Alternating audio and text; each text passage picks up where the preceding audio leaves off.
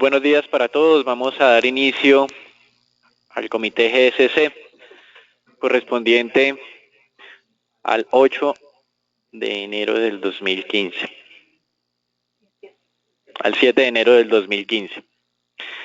Con relación pues a la información en el mundo, el Banco Mundial hizo cambios en los pronósticos para el año 2016 con relación a las proyecciones de crecimiento. Para América Latina habla de un estancamiento completo este año, luego de que el anterior se habría presentado una contracción del 0.9%. Ha identificado dos velocidades de crecimiento en la región, primero de ellos en contracción para el tema de Brasil, Venezuela, Argentina, Ecuador, y en la parte de expansión donde tiene un crecimiento moderado en México, América Central y el Caribe. De todas formas, para Colombia el ajuste ha sido moderado a la baja, se mantiene muy cerca de niveles de crecimiento del 3% para el 2016. Igualmente hizo un ajuste a la baja para el crecimiento mundial, tenía un pronóstico inicial de 3.3% para el 2016, fue ajustado al 2.9%, y esto básicamente por un debilitamiento en la dinámica de países emergentes, dentro de los cuales la región latinoamericana es como la más estancada. Sin embargo, el crecimiento mundial entonces de 2016 de todas formas sería superior al del 2015, que en el 2015 fue o habría sido del 2.4%, y pues para el 2016, como informé previamente, sería del 2.9%.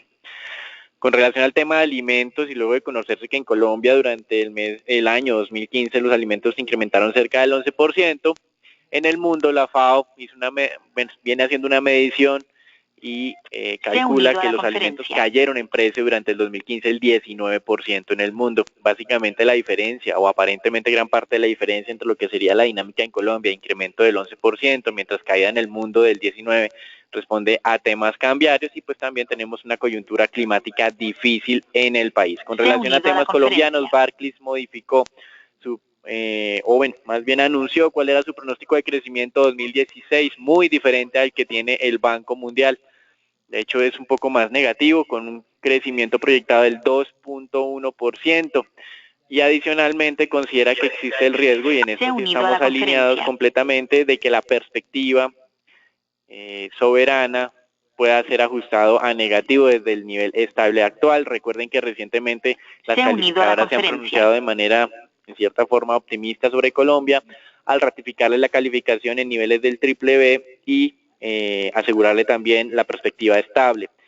Gran parte del tema estará centrado sobre todo en temas tributarios, que es donde ellos empezarán a evaluar la factibilidad de una estabilización del peso de la deuda frente al PIB, sobre todo en los próximos 3 años. Por el momento, obviamente, continúan esperando que ese indicador se incremente. El día de ayer en Colombia se publicó indicadores de exportaciones de noviembre de 2015, mostrando, pues como era de esperarse, una caída frente a lo que fue noviembre de 2014. De todas formas, hay que empezar a considerar que ya el impacto grande de caída de precios del petróleo se habría sentido hacia el mes de enero del 2015, por lo que las comparaciones dentro de 2 meses van a empezar a ser un poco más, en cierta medida, con menos caída de lo que estábamos observando hasta el momento. Cuando hacemos esta medición noviembre de 2015, noviembre de 2014, las exportaciones descendieron un 38%, por supuesto, ajustadas o lideradas por la caída en las exportaciones de petróleo y combustibles. Estas son cerca de una caída de cercana al 50%. Sin embargo, lo que nos preocupa a nosotros es que las exportaciones del sector manufacturero y agropecuario también muestran caídas del 20%, cuando en teoría deberían estar mostrando algo de repunte por el debilitamiento del peso. Entonces, esto es un seguimiento que nos parece importante, más que ver la cifra de las exportaciones totales, ver la cifra de exportaciones en sectores que consideramos deberían estarse beneficiando de la depreciación del peso. Con relación pues al ajuste del salario mínimo, que fue del 7%, la CUT, que es un sindicato de trabajadores, anunció que iba a presentar una demanda en la Corte Constitucional, pues las personas de ingresos bajos tuvieron un indicador de inflación del 7.26%, superior al ajuste del salario mínimo, y que, de acuerdo a la Constitución, esto no se puede permitir, que los ajustes estén por debajo de los incrementos de precios. De todas formas, como ustedes bien saben, el incremento de precios En Colombia fue del 6.77% en promedio para ingresos altos, medios y bajos, y pues hay que esperar qué va a conceptuar la Corte Constitucional. Con relación a temas de situación de crédito, el Banco de la República publicó el último reporte de situación de crédito en Colombia con corte a diciembre de 2015, en el que estaba observando básicamente una moderación en la demanda de créditos de consumo y microcrédito, y por el otro lado también está habiendo un incremento en los requerimientos o en las exigencias para otorgar créditos de consumo por parte de las entidades financieras. Por lo tanto, pues aquí ya estamos viendo aparentemente una moderación en lo que sería la dinámica de desembolso del sector consumo. Con relación a lo que es comercial y vivienda, pues aparentemente la demanda no está moderándose y de hecho se está incrementando. Con relación pues a temas de ventas de vehículos, la Asociación Nacional de Vehículos Automotores, Andemos, anunció que para diciembre habían contabilizado ventas cercanas a los 30.000 vehículos, lo cual es muy positivo. Durante todo este año estábamos entre los 20.000 y los 25.000. Si bien es cierto, se presenta una fuerte contracción frente a lo que fue diciembre del 2014, cuando se presentaron 40.000. Durante ese mes pues se tuvo la Feria del Automóvil, lo cual históricamente pues ha inflado los niveles de ventas de vehículos en Colombia. En términos anualizados, las ventas de vehículos, o por lo menos acumulado 2015, habrían descendido cerca de un 13%, lo cual pues parecería moderado teniendo en cuenta pues el debilitamiento del peso de cerca de un 70% o 60% frente a lo que se tuvo durante el 2014.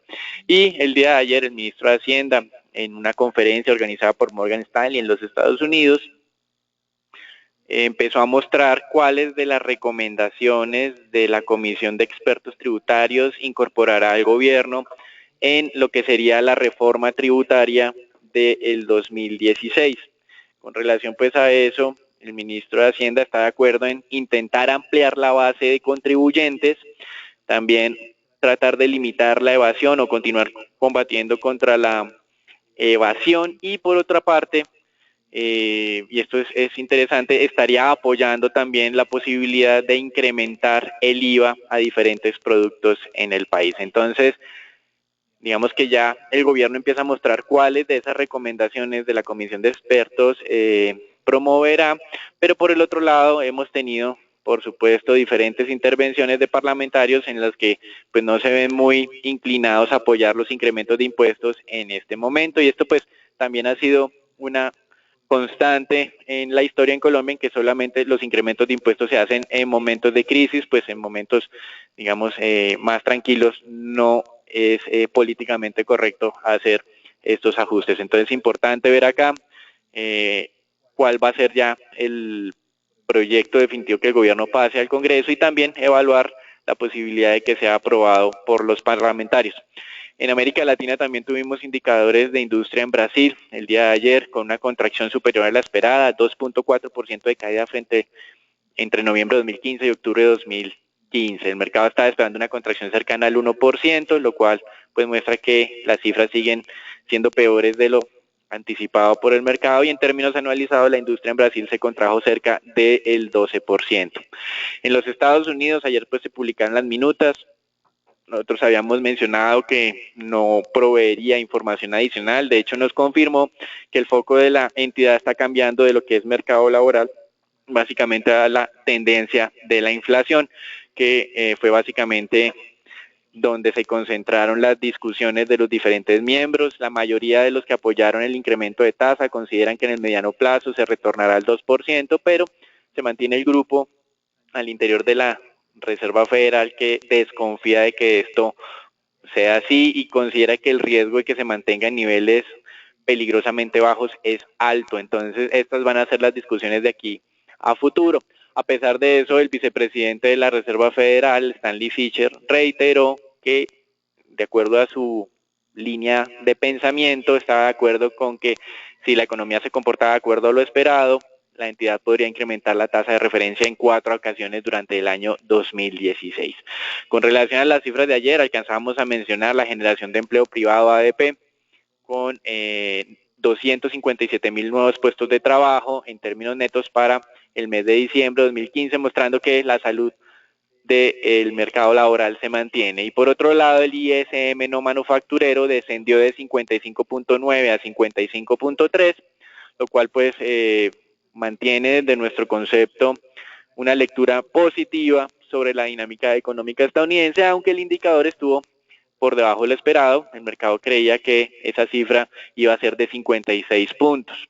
Como hemos señalado históricamente, cualquier lectura igual o superior a 55 es una lectura muy positiva sobre la dinámica económica. En Europa, la Comisión Europea anunció que un índice de confianza económica había mejorado en diciembre, contrario a lo que se pudo haber esperado, pasando de 106.1 a 106.8. Y en China, importantes anuncios. Algo que se denomina el Sistema de Comercio de Divisas Extranjeras aseguró que continuarán las reformas para que la cotización del yuan sea definida por fuerzas del mercado. Además, esta oficina o este ente de gobierno aseguró que el país cuenta con abundantes reservas de más de 3.3 trillones de dólares y que los fundamentos económicos respaldarán el valor del yuan en el largo plazo. Esto se parece mucho a lo que aseguraba los Estados Unidos, ya sea el presidente de la Reserva Federal en su momento, Ben Bernanke, o diferentes autoridades del gobierno, cuando en el 2008-2009, con esa inyección de liquidez, aseguraban que lo que buscaba Estados Unidos era un dólar fuerte, cuando lo que de verdad estaba sucediendo era un debilitamiento del mismo. Entonces hay que tener cuidado acá. Los inversionistas están muy desconfiados nuevamente con relación a estas declaraciones y creen que puede estarse a puertas de lo que pues históricamente se ha conocido como una guerra de monedas o una guerra comercial. Y ya en el frente accionario, el gobierno anunció cuáles eran las nuevas medidas para restringir la venta de acciones por parte de grandes accionistas en el mercado chino y pues básicamente serán las siguientes: no podrán vender más del 1% de la participación en un periodo de 3 meses y cualquier venta tendría que ser anunciada con 15 días de antelación. De todas formas, como veremos, el mercado chino continúa con una caída importante y con altos niveles de incertidumbre. Por el lado del petróleo, hoy estamos alcanzando nuevos mínimos y tenemos dos razones para esto. La primera de ellas tiene que ver con, pues sin duda, ese debilitamiento del yuan, como analizaremos más adelante, que en teoría limitaría las importaciones de China de manera adicional, y esas limitaciones de importaciones pues han afectado los precios de los bienes básicos y por ende el petróleo a la baja. Y el segundo tuvo que ver con un dato del día de ayer en los Estados Unidos de inventarios. En específico, los de gasolina aumentaron más de 10 millones de barriles, alcanzando máximos desde 1993. Sería más de 200 millones de barriles en inventarios de gasolina en los Estados Unidos. También registraron aparentemente un descenso en la demanda implícita por debajo de los 9 millones de barriles día. Y con relación a esto, pues lo de gasolina eclipsó totalmente la caída de los inventarios de crudo, que fue de 5 millones de barriles. Entonces tuvimos estos dos eventos: el debilitamiento del yuan y segundo, el incremento de los inventarios de gasolina de manera desproporcionada en los Estados Unidos, que generaron esa fuerte caída del petróleo y que el día de hoy está en nuevos mínimos para los últimos 11 años, es decir, ya se están rompiendo los niveles de referencia alcanzados en la crisis 2008-2009. Con relación pues a los indicadores que tenemos para el día de hoy, en Estados Unidos básicamente se tiene lo que serían los subsidios al desempleo, con una expectativa de 275.000, y pues la cifra observada en Estados Unidos fue relativamente similar a las expectativas, 277.000. Recuerden que cualquier lectura por debajo de los 300.000 sigue siendo muy positivo para describir la dinámica del mercado laboral. Ya el mercado se prepara para mañana con la generación oficial de empleo, pues que luego de los indicadores privados y pues también de la dinámica de los subsidios al desempleo esperamos que sea positiva. El mercado descuenta una generación de 200.000 puestos de trabajo, como ha sido característico de nosotros. Llevamos cerca de 4 meses advirtiendo que una generación de empleo de 200.000 puestos de trabajo en los Estados Unidos podría incluso llegar a ser peligroso si se llegara a mantener en estos niveles, porque podríamos estar generando una sobrereacción del mercado laboral y por ende, aunque hoy no es un problema la inflación, más adelante tal vez vía presiones salariales sí lo podría ser. En Colombia, pues como manifestábamos, los indicadores de exportaciones muy por debajo de las expectativas, que estaban en 2.7 billones de dólares, fue de solo 2.36 billones. Aquí es el tema importante que manifestábamos, más que el tema petrolero, nos está incomodando lo que está sucediendo con el sector manufacturero y agropecuario. Y en Europa, pues las publicaciones de confianza al consumidor que describíamos recientemente y también pues indicadores del mercado laboral con una nueva caída en la tasa de desempleo a mínimos de los últimos 4 años de 10.5%. En China, como manifestábamos, esa oficina estaba asegurando que el país cuenta con importantes reservas internacionales y el día de ayer fue publicado un descenso de ese indicador de 3.4 a casi 3.3 trillones de dólares. Algunos inversionistas sospechan que el gobierno está tratando de defender su moneda y por eso están perdiendo ese nivel abultado de reservas internacionales, pero por el otro tenemos inversionistas que creen que lo que está buscando el gobierno es un debilitamiento de su moneda. Entonces en este momento no hay una unidad, hay mucha incertidumbre y eso es lo que está haciendo más daño al mercado. Como vemos hoy, mercados accionarios en China, nuevamente con caída del 7%, segunda suspensión en una sola semana y también en la historia, lo cual pues ha incrementado la caída también de otros mercados bursátiles. Ese debilitamiento del yuan, más adelante lo vamos a hablar específicamente, pero ese debilitamiento también ha afectado dinámica de mercados asiáticos que en cierta medida podrían ser competencia de China y también de grandes socios comerciales como lo de Japón. El índice accionario de Japón cayó más del 2% también. En el acumulado de año, este índice japonés ha caído cerca del 6%. En Europa hoy índices accionarios caen 2,5% más o menos, alcanzaron a caer 3%, liderados por bienes de consumo, probablemente de compañías que tienen también relaciones comerciales estrechas con China, y pues en América Latina también muy afectados por esa dinámica de los mercados accionarios en general, esa reducción en las posiciones arriesgadas de los portafolios y también con caídas de precios de bienes básicos que, pues como ya lo había mencionado el Banco Mundial, hace de la región latinoamericana pues la más sensible a estos movimientos. Entonces continuamos con percepciones negativas. Colcap en Colombia estaría buscando objetivos alrededor de los 1.100 puntos.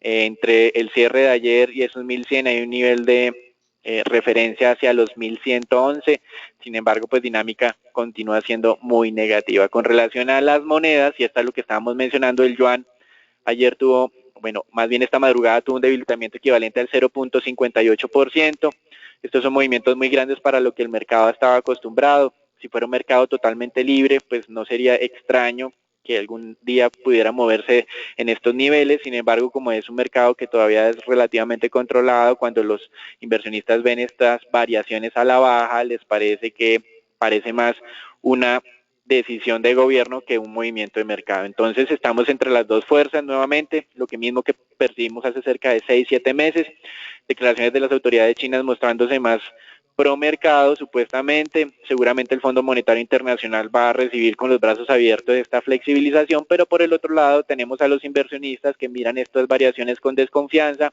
con propósitos más de guerra comercial, y por eso toman las decisiones de reducir exposición a los socios comerciales de China. Entonces aquí también tenemos a Australia, un gran proveedor de materias básicas para este país. Su moneda se debilitó cerca del 1.2%, y también pues otras monedas de países emergentes seriamente afectadas por caídas de bienes básicos, y aquí nuevamente tenemos en la región latinoamericana. Para el caso de Colombia, el dólar también podría estar nuevamente alrededor de los 3.300, como hizo la apertura del día de hoy. Ayer habíamos trazado ese nivel objetivo teniendo en cuenta cómo se estaban comportando los mercados y digamos en cierta manera se estaría compensando todo ese flujo de recursos que traería aparentemente la venta de Isagen. Con relación a eso seguimos con ciertas dudas si desde el punto de vista judicial podría haber algún tipo de freno a esta iniciativa. El día de ayer los trabajadores de Isagen estaban buscando que un tribunal de Medellín lograra parar la venta. De todas formas, el presidente de Colombia ha vuelto a insistir en los beneficios que traería al país liberar estos recursos para hacer inversiones y financiar proyectos de infraestructura, específicamente lo que se conoce como concesiones 4G.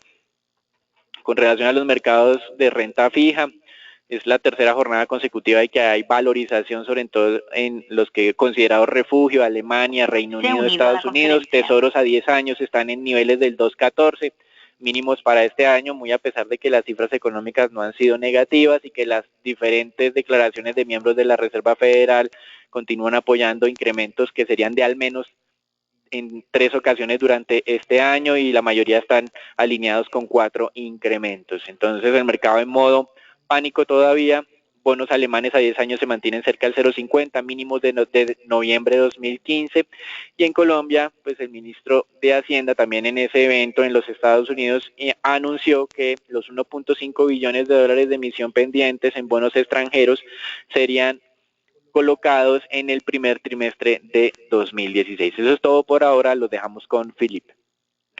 Buenos días a todos. En el tema renta fija, como bien lo viene diciendo Daniel, el mercado está en modo pánico. Vemos como los test del 2024 arrancan hoy haciendo una ruptura del 8.51, un nivel importante que teníamos, que era el alto de la subida pasada, que les habíamos dicho el día de ayer. Realmente pesó más el mercado internacional que el dato un poco más bajo de inflación de la jornada anterior, por lo cual mucha cautela en la toma de posiciones largas en el mercado de ETFs en Colombia, hasta que no se calme un poco el mercado afuera. Vamos a seguir manteniendo nuestra tendencia alcista. Pedirles disculpas debido a que el día anterior de la subasta de ETFs el ministerio cambió la referencia del 2035 solo va a salir a partir de febrero, y por eso el día de ayer la subasta de ETFs VR fue VR del 19, del 25 y del 33, con tasas de corte VR más 2.75.9, VR más 4.11.8 y VR más 4.37.1 respectivamente. Estos cortes generaron el día de ayer ahí mismo una reacción en el mercado secundario de venta, debido a que salieron por encima de mercado las tasas y pusieron a los test VRs arriba alrededor de 5 o 6 puntos básicos respecto al cierre del día anterior. Por el momento el mercado no se encuentra cómodo con la subida del dólar y con la aversión al riesgo que hay a nivel internacional. Por eso mucha cautela. Creemos que zona ideal de venta abajo puede llegar a ser entre el 8.40 y el 8.33.